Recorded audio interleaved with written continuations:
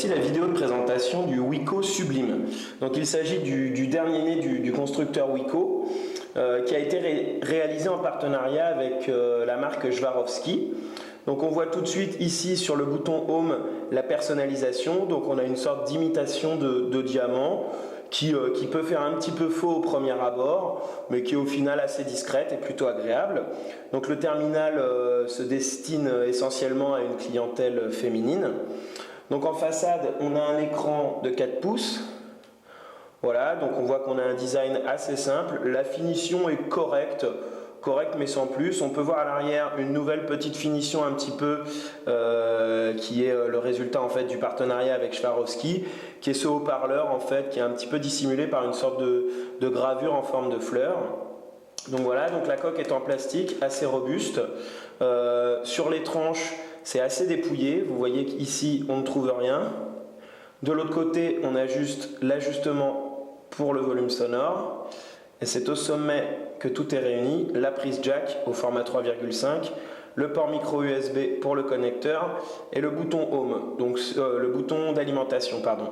Donc le bouton d'alimentation, c'est vrai que la finition est assez moyenne, le bouton fait vraiment plastique et il répond pas forcément toujours très bien.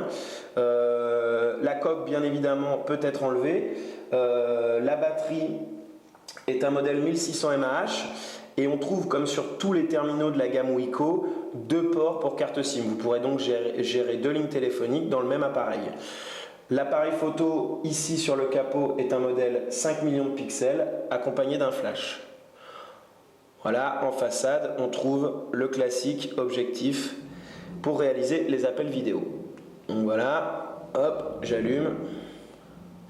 Ici, on voit tout de suite que le menu de déverrouillage est intelligent, c'est-à-dire que je peux accéder directement soit à l'appareil photo en allant sur la gauche, soit au journal d'appel en allant sur la droite, ou tout simplement déverrouiller. Donc voilà, donc on a un menu assez classique. On peut voir que les icônes ont légèrement été retravaillées en forme un petit peu de diamant ou de cristal. Donc voilà, c'est une personnalisation qui est assez légère mais qui est plutôt agréable, c'est-à-dire qu'on n'est pas dans le bling bling, dans le clinquant, ça reste discret et plutôt bien fait. On retrouve les grands classiques, ici la barre des notifications, voilà, les différents bureaux qui coulissent plutôt bien. Donc on a un processeur qui est un modèle double cœur 1 GHz qui est épaulé par 512 mégaoctets de RAM. Donc c'est un processeur qui est assez moyen. On est quand même, je vous rappelle, sur un produit d'entrée milieu de gamme qui est commercialisé 189 € hors pack. Donc pour tout ce qui est tâches un petit peu du quotidien, ouverture d'applications et tout, le processeur est largement suffisant. Après, il est vrai que pour la gestion du multitâche, et notamment pour les jeux vidéo, le processeur trouve ses limites. C'est vrai qu'on a testé 2-3 jeux vidéo et il y a pas mal de ralentissements, pas mal de temps de latence. Donc clairement, ce terminal ne se destine pas aux gameuses. Qu'est-ce qu'on trouve ici? Classique, l'appareil photo. Donc on est sur une résolution, comme on a dit, 5 millions de pixels. Les résultats sont assez moyens. À l'écran, ça reste correct. Mais c'est vrai que dès qu'on transfère les clichés sur un ordinateur, on peut voir que le piqué et le niveau de détail sont un petit peu trop justes. On a une caméra vidéo 1080p qui est assez limite en fait. Le résultat est plutôt saccadé et les mouvements en fait du réalisateur sont assez mal gérés. En termes de connectique, on est sur du Wi-Fi et du 3G+. On retrouve bien évidemment toutes les applications classiques d'un terminal Android. Ici, on est sur de l'Android 4.1. Donc pour la musique, on a Play Music ou l'application musique.